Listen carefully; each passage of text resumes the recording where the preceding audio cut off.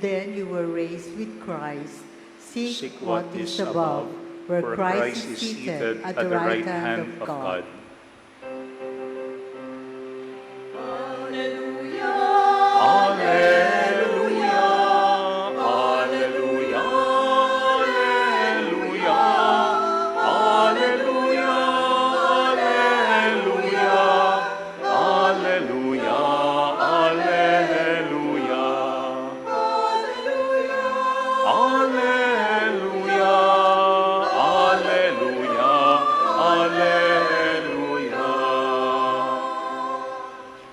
My dear sisters and brothers, the Lord be with you. And with your spirit. A reading from the Holy Gospel according to John. Glory to you, O Lord.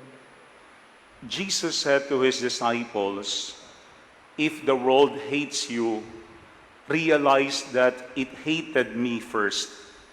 If you belong to the world would love its own. But because you do not belong to the world, and I have chosen you out of the world hates you.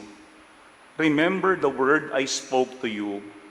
No slave is greater than his master. If they persecuted me, they will also persecute you. If they kept my word, they will also keep yours. And they will do all these things to you on account of my name, because they do not know the one who sent me." My dear friends, the Gospel of the Lord. Praise to you, Lord Jesus Christ. Please be seated for a while. Again, my dear friends, good afternoon. I think all of us, we need companions, we need friends, and we need mentors or teachers in life. Kailangan natin ng kasama, kailangan natin ng tagapagturo, kailangan natin ng gabay. But we also have to choose our companions, our teachers, our mentors well. Why? Because definitely being with them, their values, their principles will also be our values and our principles. They will definitely affect us.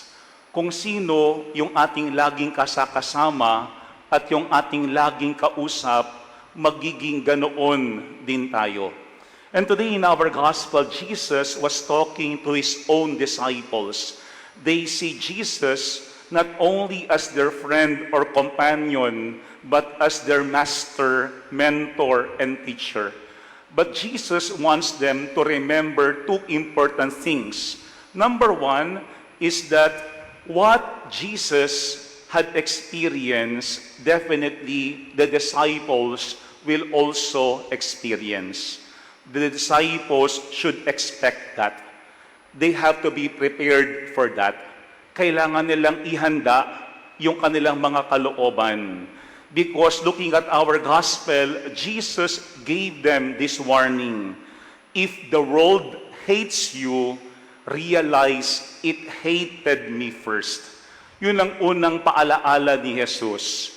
If the world hates you, realize it hated me first. Parang sinasabi ni Jesus, wag na kayong magtataka, wag na kayong mabibigla.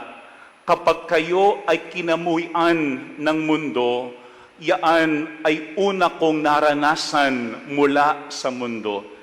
And that is what the disciples will definitely experience if they are following Jesus, if they are faithful in preaching the words of Jesus. Kasi tingin ko tayo bilang mga tao, we always look for approval. We want to be loved and liked.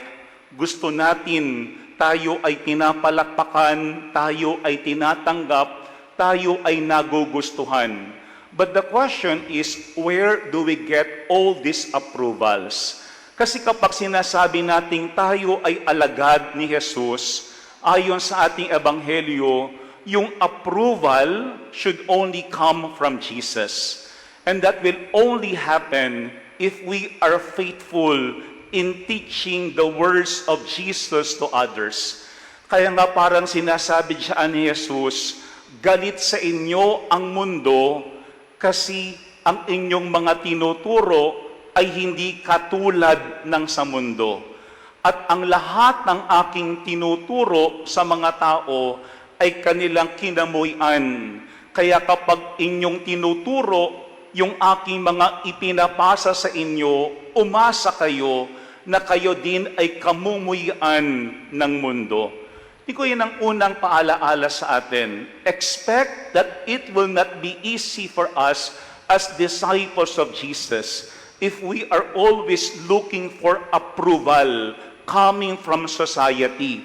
Kasi ang sabi nga nila, yung preaching ni Jesus is always counterculture. It is always unpopular. Kaya nga sometimes we are afraid to be rejected by other people to the point that we are changing already the message of Jesus, simply to be liked by others. Pero kapag ginagawa natin yun, tayo ay hindi na alagad ni Kristo. Tayo ay nagiging alagad na ng mundo.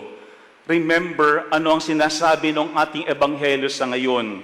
If the world hates you, realize it hated me first. Huwag tayong magtataka kapag tayo ay tapat kay Jesus, tayo ay pwedeng kamuyan ng ating kapwa na may ayaw mismo kay Jesus.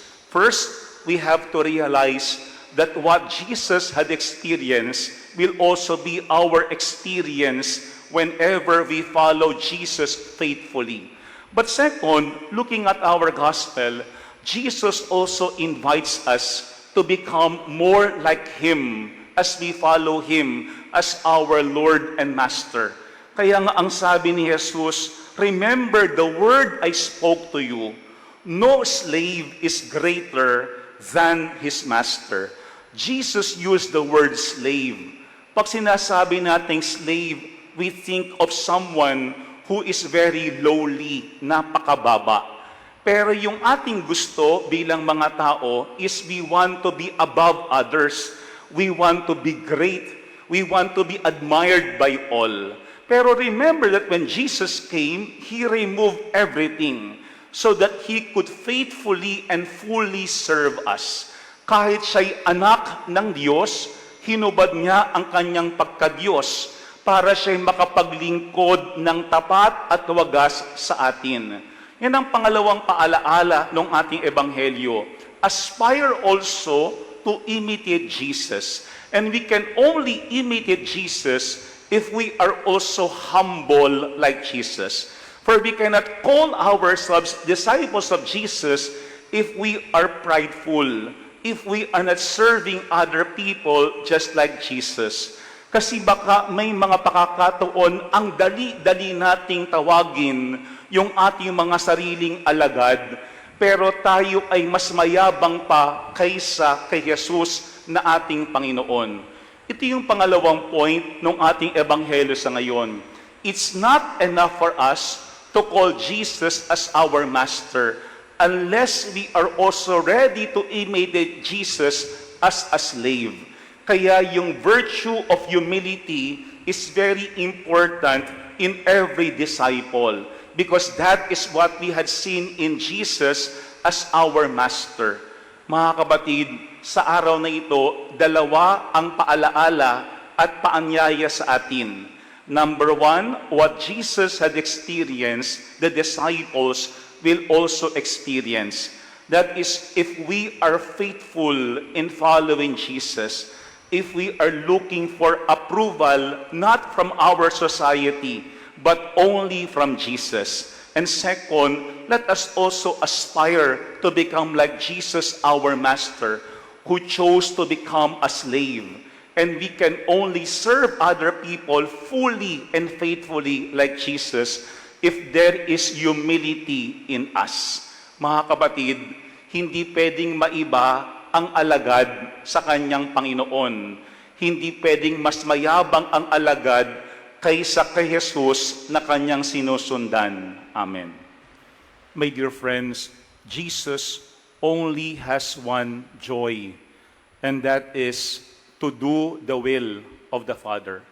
Hopefully, that is also our joy, that like Jesus every day, we're able to do the will of the Father. The Lord be with you. And with your spirit. And may Almighty God bless you and your families, the Father, the Son, and the Holy Spirit. Amen. The Mass is ended. We now go in peace and remain faithful to God. Thanks be to God.